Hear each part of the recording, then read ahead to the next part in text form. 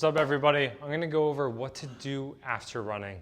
So maybe you feel really sore from the day before, you went for a long run or you're just getting back into running. Everything feels stiff, everything feels tight, everything hurts. Let's get moving, let's stretch. So I'm gonna start from the feet all the way up. I'm gonna show you things that you can do right after running. You can also do that night, you can do the next day.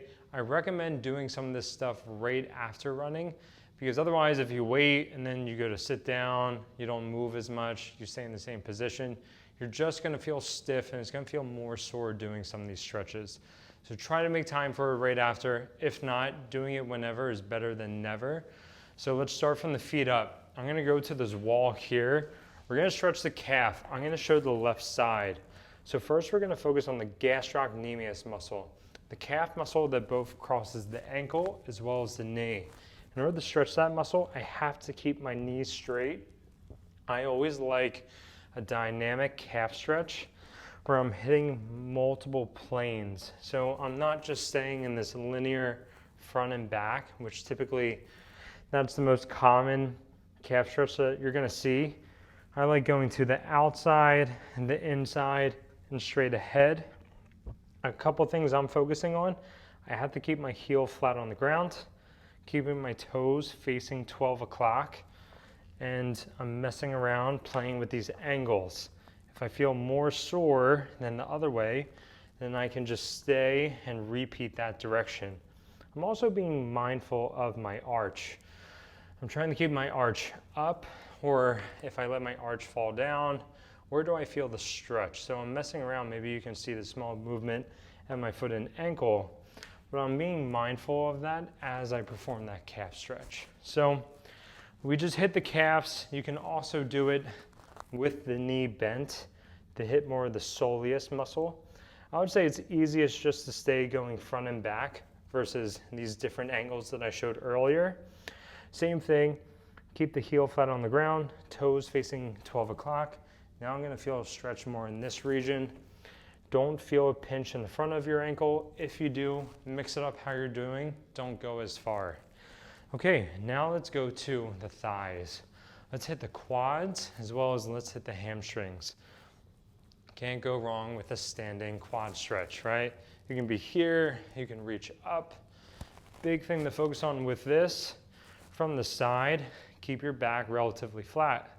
Try to bring your heel towards your butt. From the front, what are you doing with your knee? Are you doing this and leaning? You're not stretching your quad. Keep your knee down and in, push your hip forward, and you're gonna feel a really good pull in the front of your thigh. Right after running, I would just hold this.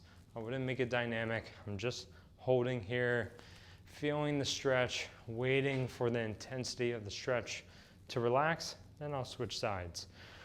For the hamstrings, same thing. Right after running, you can just hold a static hamstring stretch. So how we're gonna do that, we're gonna try to keep our back relatively flat. We're going to hinge at our hip. So many times, this is the one where you see the runner is at the cross intersection and doing this. That is not a hamstring stretch. Do not let me see you doing that. I want to see you do this instead. Be here, hinge, keep your back flat. When the hips go back, the chest goes forward. You're gonna feel pull behind your thigh. You can also do hamstring stretches laying flat on your back, whatever works for you. Now let's go even more up and let's hit the hips. Let's hit the mid and low back. And we're gonna do this with some dynamic movements. So I'm gonna show some stuff on the ground. First, I'll face the camera. This is what I like to do. I like to run my hands down my thighs, walk my feet out. Now in this tall push-up position, I'm gonna reach my left foot outside my left hand. I'm not gonna let my right knee bend. I'm going to keep that straight. And now I'm gonna try to raise my chest up, look up. I feel a stretch inside my left groin. I feel a stretch in my left hip. More importantly, keeping that right knee straight and my right butt squeezed. I'm feeling a good hip flexor stretch. I can hang out there and then I can switch. Same thing. If I let my body sink down, I'm going to feel more of a stretch in my right glute. if I push my right knee out, I'm going to feel more of a stretch in my groin. If I really focus on squeezing my left butt, get my knees straight, my left hip high, I'm gonna feel a good stretch in the front of my hip. So I think it's a matter of, okay, are your glutes really sore? Is your hip flexor really tight and sore? Is your groin sore? You just learned 3 ways how you can increase and decrease the intensity of targeting those 3 areas. So this is a really good one. I'll do a few of these. I can even shift more. If I shift more out to the outside, sink in, right? We're gonna hit that glute. I can be here. I can even keep this straight, hip down, rotate and turn. I'm going to hit more of that hip flexor.